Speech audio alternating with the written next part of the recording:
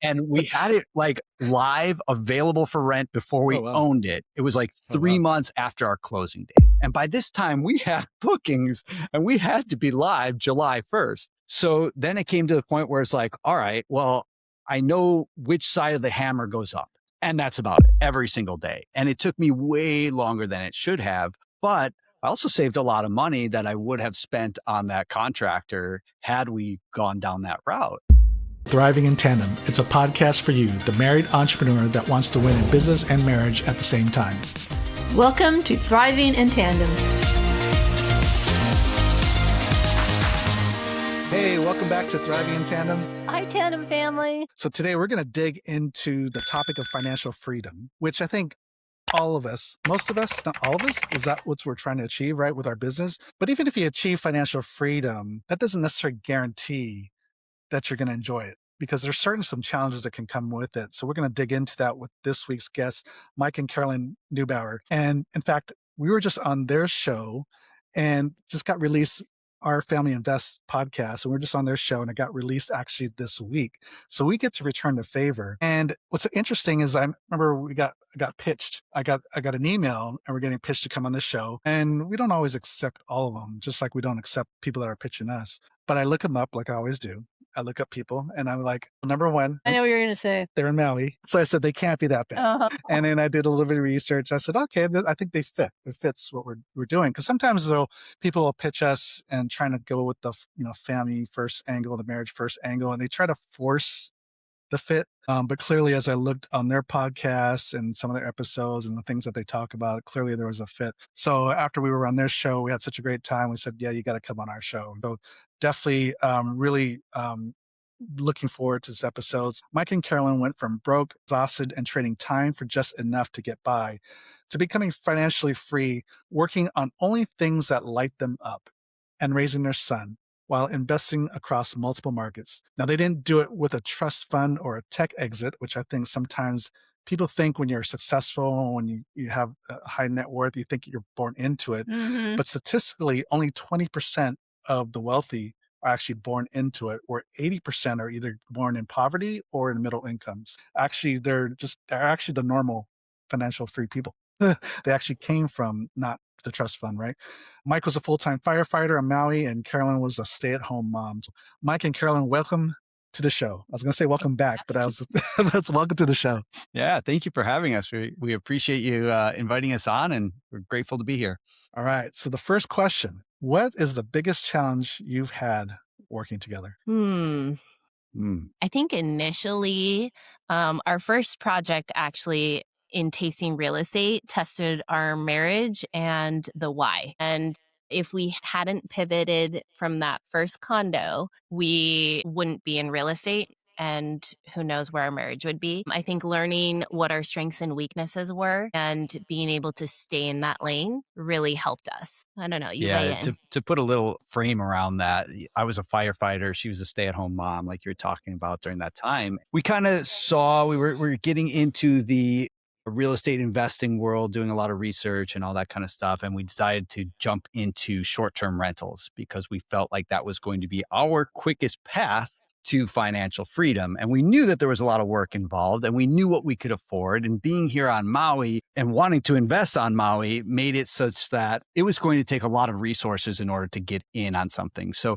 we did our research very carefully. We planned, we knew exactly what we wanted. It took us a long time to find one that matched that criteria. But once we did, we jumped in head first. And when we got that, we had some miscommunication with our handyman / contractor. And so the days that he was supposed to be available, he was not.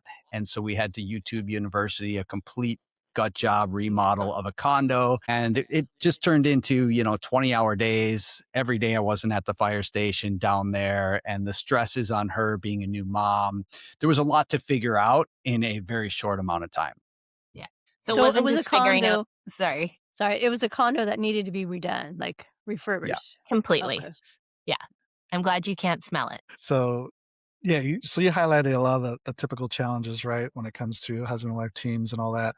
And so sounds like you worked out vision. You one of the things you said was vision, and absolutely that's where it has to start. And because without it, right, there's different expectations that each side has, but we haven't communicated. And so, talk to us about when you realized, number one, that we need to really create that vision. And what did you guys do? What are the steps that you took to come together and have that common vision? Well, I cried, so that was That's a good start.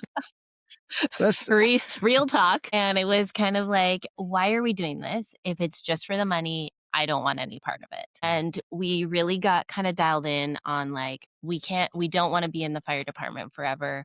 Mike's not built for that. We want options. We want to be able to spend time as a family and not have him gone and be the single married wife. And so I think once we got that tangible of like, okay, we're going to get systems in place. We are going to make sure that we have help subcontractors, the nitty gritty stuff. And then every 6 months, we're going to purchase a property some way, somehow, and continue that flow so that we get closer to our goals. And that even included down the road, putting our 2-year mark into our phones that we were going to give our notice and leave the fire department, whatever it Wow. took. So I think when we got kind of more on the same page and with steps to move forward, that helped us get realigned. Are you looking for that layout or more of the backstory of why we decided to leave the W-2 in general? Or Yeah, I mean, vision, it's an over encompassing thing. So yeah, just talk to us about how you got to that point. So yeah, fill in any gaps you think. Sure. So I think I've always been a creative individual. I need to have some kind of creative outlet. I went to school as a graphic designer. I traveled doing a lot of landscape photography, and that was my passion. And so getting into the fire department was one where I had no interest in being a firefighter growing up. I never even really No, a considered lot it. of kids do. I'm I right. know. Yeah. But so like for me, I had clients that I was doing photography for and design for that were firefighters. And they're like, dude, you are working all these hours doing all this stuff for us, which is great, but like your paychecks are just so sporadic. He's like, why don't you go be a firefighter? You can work 10 days a month, just like us. You get 20 days off to shoot your photography, and like it's the good life.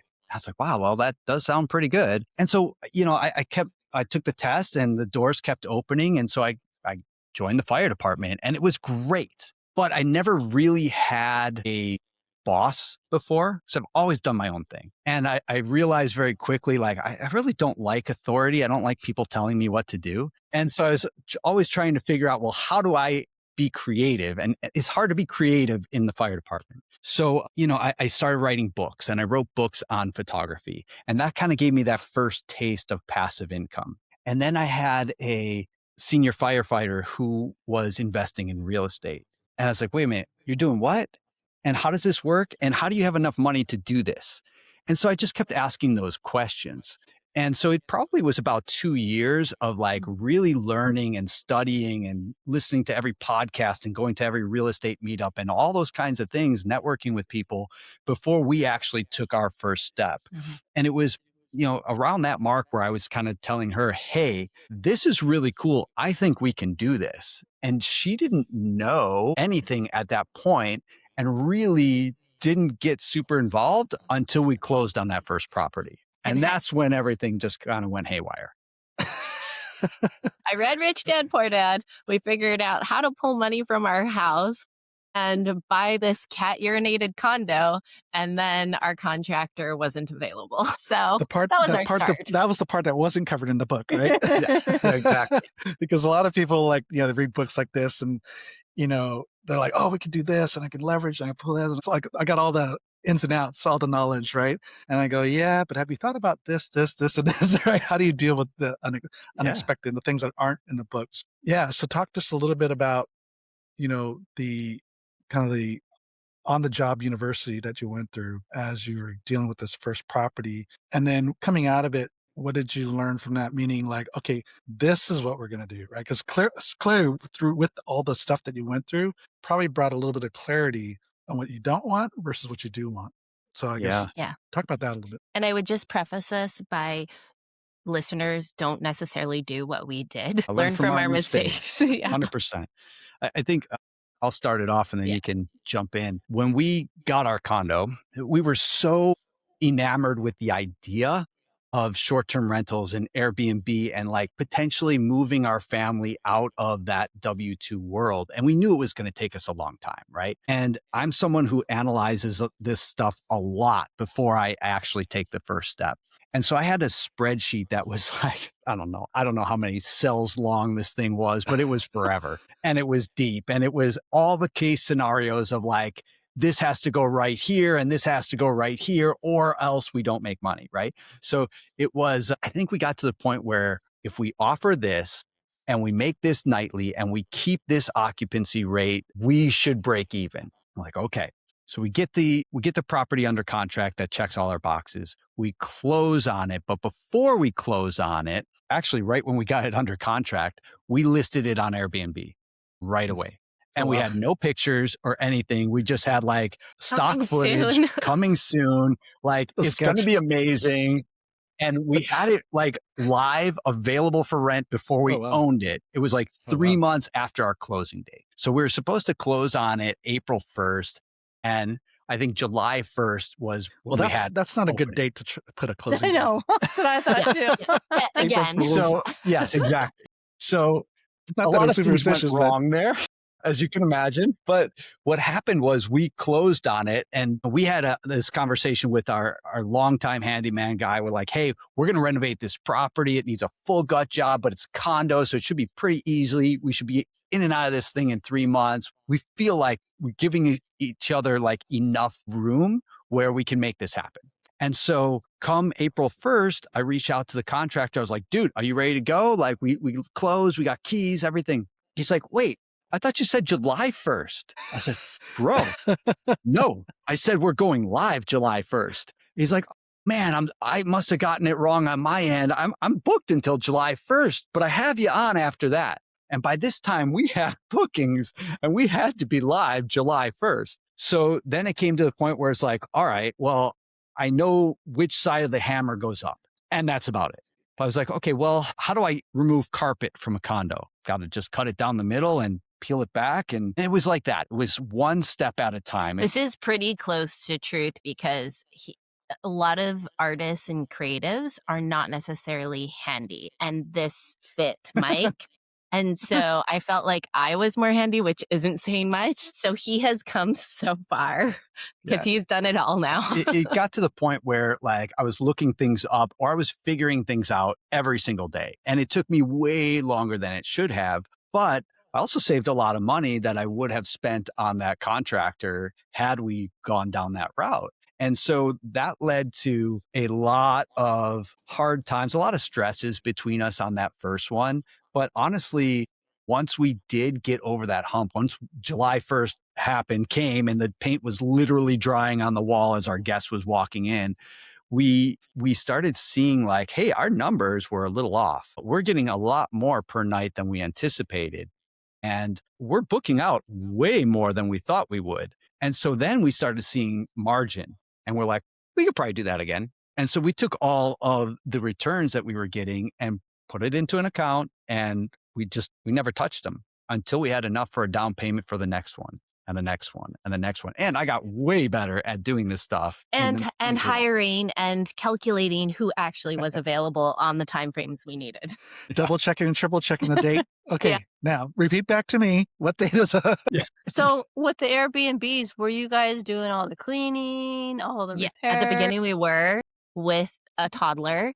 And it was less than ideal, but we figured, hey, well, if they're making this much per clean and we do it, we're going to save that money. However, I am not a professional cleaner. I am OCD, which means instead of a 2-hour clean, it's a 5-hour clean. And a little baby who wants to touch everything, going from condo to condo. Again?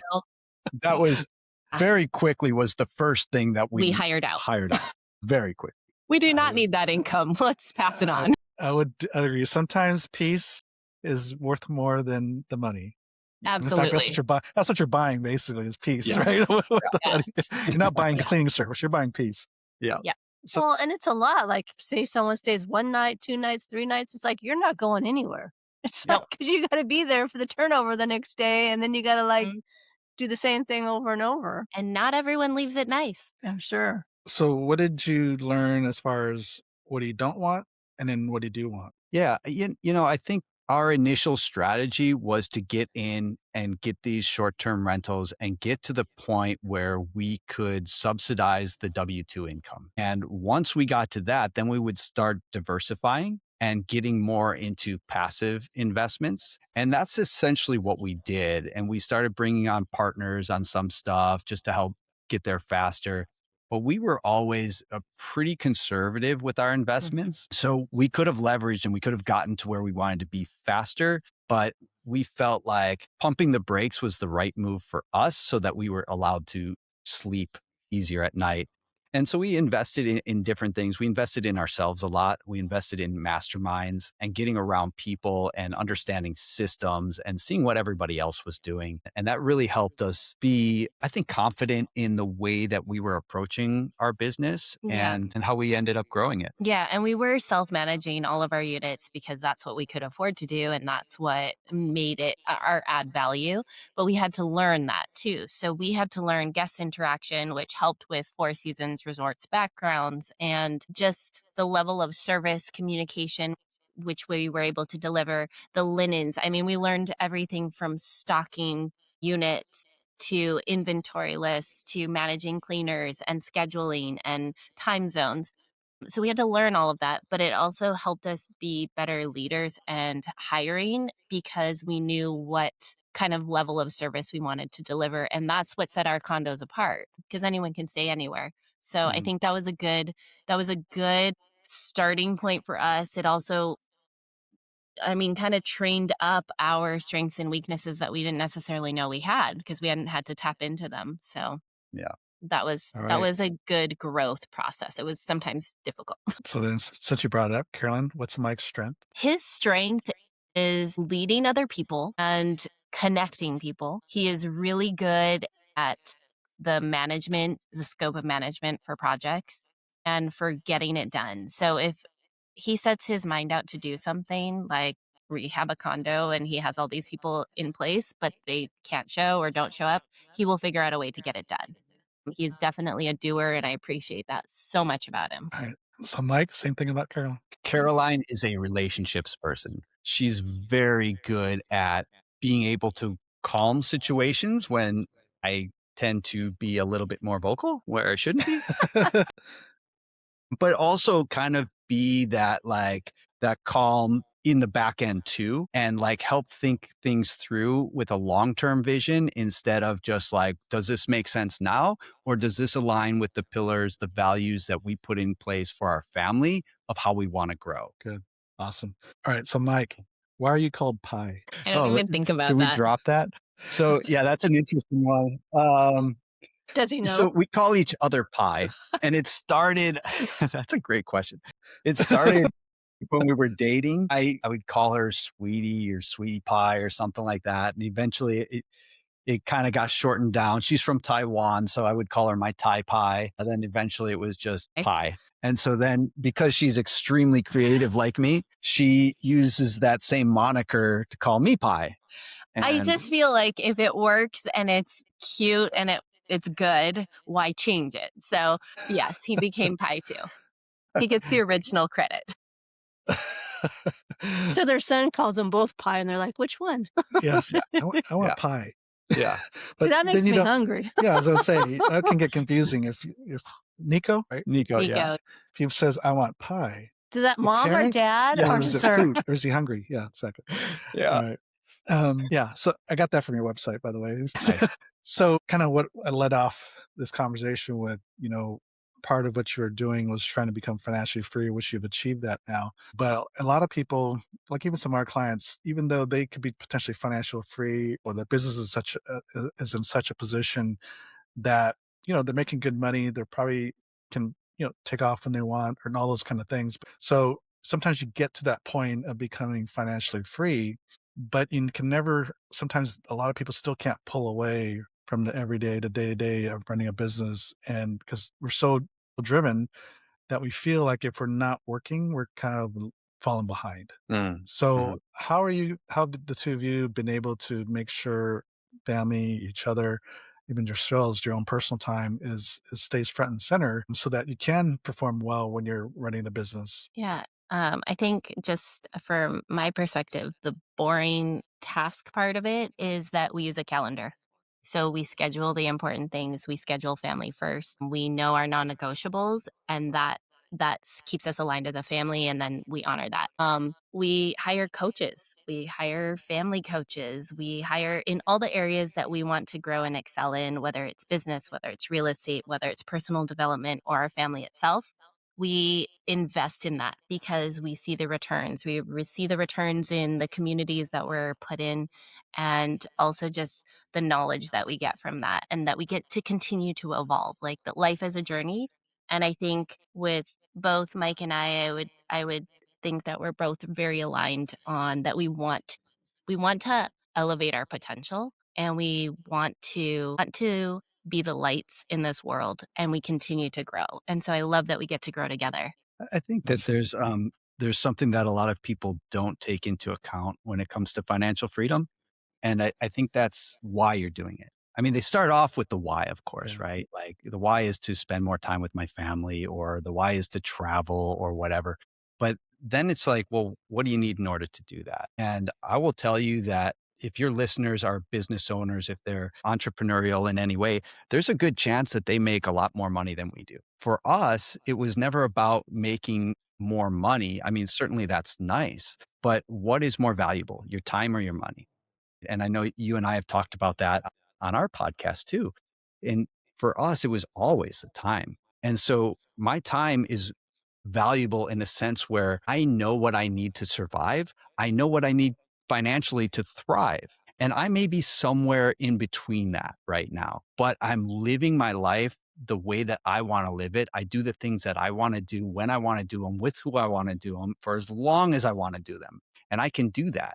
Now, I do not drive a Ferrari, right? I do not live in Beverly Hills. Those are things that are not important to me. If they were, I would continue to work harder and go for those things. And everybody's got to figure out where their value system is, right? For me, it was being able to watch my son grow from the time he's 4 years old until whenever he leaves the house. And we got to the point where we could do that. And we had to remember, like, hey, we're here now. We can do this. Like, let's put things on autopilot for a minute and let's just really be there every day, be in the present. And I think that's what we've done a really good job with. We were talking before the show, there's no guarantees. Even with financial freedom, there may be a time where, some of our investments dry up and I have to go back to work. Well, last 2 years as a podcaster probably doesn't look great on a resume, but I don't care. I can work at Home Depot or Ace Hardware or whatever. And I know I can make enough to survive and to live a good life with my family. And right now it's just prioritizing that time value. I think that we'll probably be okay. And on the flip side of that too, because I mean, our joke to each other was when our families did not like us leaving our W-2 and the fire department and the security and the health insurance and all of those questions, and like, you guys are just ruining your lives, now Great don't encouragement hold for the back. family. Thanks, family. yeah, yeah. They've come full circle. Is the We flip do side okay. of that. We used to say, like, worst case, we can become sandwich artists. And we also know that we're so driven and motivated enough that that wouldn't be the next thing that we would do. Yeah. Right. So I think you can always have options. You can always change your path. And that's just the joy of entrepreneurship. Right. And so we could grow and scale at a lot faster pace, like a lot of our friends. However, we have a lot of flexibility, and we've gotten to the point where we get to live intentionally on our terms. And that's kind of where we're at right now. So I'm curious, what are some of the mistakes, because I like to learn from other people's mistakes, that you guys have made in investing in real estate? New syndicators. Not new syndicators. The syndication model is, I mean, you need to vet any syndicator, of course, that you invest with. And I feel like one particular syndicator, we vetted them pretty well, but we didn't anticipate what we saw after we basically put in our money and started getting emails from them. It didn't align with the things that we had spoken about on the phone with the sponsor. And so that one from the beginning, I was like, ooh, I'm not sure about this. Every other one, I think we've done a pretty good job of not, betting on the asset class as much as betting on the operator. And if the operator aligns with our moral compass, then we're more inclined to look at what their offering is. Does that make sense? Absolutely. And we've had some hard lessons, but at the same time, at the end of the day, we were like, it's just money. And like, that sounds so callous to say, but let's stop losing sleep over the money that we're losing and move on. And it is an expensive mistake or an education, right? And so being able to do that is a privilege that we don't take for granted, but it also keeps us a little more aware. You learn as you go. You don't know what you don't know until a lot of times you go through it. Yes, I think what you hit on the key thing is you're really investing into people, right? Because you really got to trust them. And so, we took it on our lumps too. Just in business in general, whether it's hiring people or even working for people or investing with, it's always about you got to align with the people that you're doing business with, right? Or just doing life with. I think that fits. Trusting the people that you're with in all walks of life is the key to everything. And sometimes, they can give the best PowerPoint presentation on a pitch. But if something inside you, because we just actually recorded an episode on culture and fit, if something inside you is like there's a check, you got to listen to that. And for some, like Kay Lee's more in tune to her feelings, intuition, discernment than I am. But I've learned to like listen to it more because of her, but also going, because I'm probably like you, Mike, charts, spreadsheets, yada, yada. I'm looking at the analytics of the research. I haven't been in tune to the little check in their spirit. And so kind of really learned all that. And it's not just in business and real estate, but it's just in everything. It's like, because at the end of the day, it's relationships. It's so important who you align yourself with, I think. Yeah. Yeah. That's so Well, good. I think too, as a couple, being on the same page, because we say like, if you make a bad decision, but you're on the same page together, it's okay. But if you make a decision and don't take your partner with you and things don't work out, it really gets bad then. Yeah.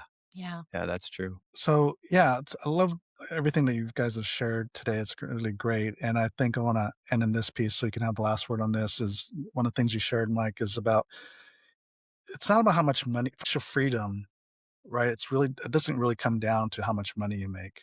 It's about really the choices that you make.